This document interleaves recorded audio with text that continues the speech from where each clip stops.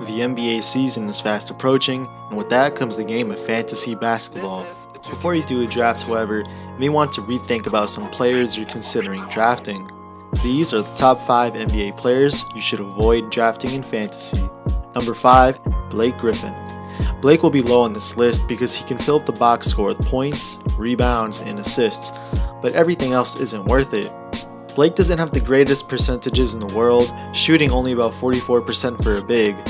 He also isn't very good on defense despite his body and frame, and won't get you many steals or blocks.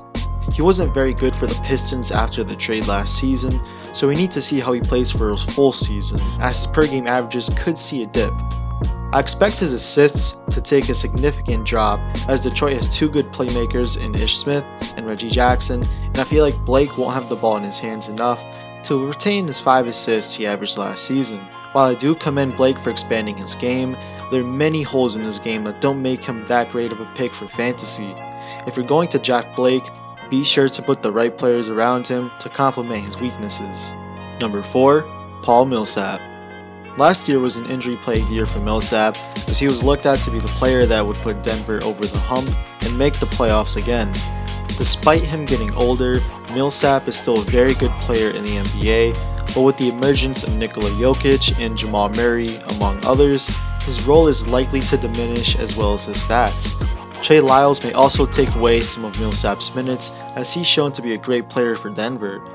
While he'll be important for his team in real life as a defensive player, he won't benefit from Millsap in fantasy as much as previous years.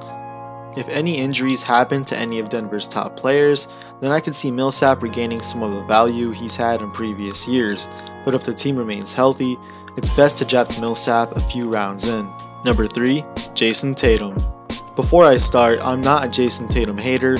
I actually do like him, but the media and NBA Twitter have been overrating him, and from the 2 drafts I've done so far this year, Tatum has been getting picked way earlier than he should.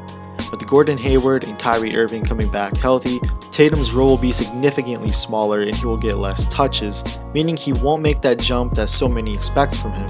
His percentages are good, and he'll still get you a decent amount of points, but he brings nothing else to the table for him to be a justified early round pick. Him at number 3 on this list is simply for being taken way earlier than he should be. While Tatum isn't bad, he certainly isn't good enough to be drafted early like he's a star, and should be drafted in the middle rounds as opposed to the first 2 or 3. Number 2. Isaiah Thomas. Isaiah Thomas will play a crucial role for the Denver Nuggets off the bench this season. He'll be looked at to come in with the second unit and provide instant offense. The way Mike Malone runs his offense should get Isaiah some good looks, but if he can hit his shots is the question. Ever since his hip injury, IT hasn't been the same player. You saw it with Cleveland and LA, and while there were some flashes of Celtics Isaiah, he was never consistent or efficient, shooting under 40% for both teams. His shot attempts off the bench may very well be decreased, as he's going to share the court with another good scorer in Will Barton. Barton may very well end up being the go-to scorer for the second unit, and Isaiah may have to adjust his game and be more of a playmaker at times, which he can do, but it's safer to let Isaiah go undrafted and maybe pick him up off waivers if he's having a good stretch of games. Number 1. Andrew Wiggins. Andrew Wiggins has been a disappointment in the NBA. He hasn't made that jump many thought he would have by now. He isn't a good shooter, not a good passer, and not a good defender.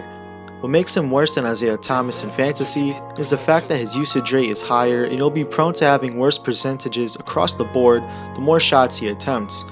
And as I said with Isaiah Thomas, he has shown the ability to pass the ball and get some guys open, but Wiggins lacks the vision and IQ to be a reliable passer. Wiggins excels at driving to the hoop, but the problem with that is he is prone to getting fouled more, and he is a terrible free throw shooter. Wiggins could become a black hole on offense if he's having a bad shooting night, and you won't benefit from him on defense either. He's as one-dimensional as it gets, and if he can't do the one thing he's good at efficiently, which is scoring, you should just pass on Andrew Wiggins.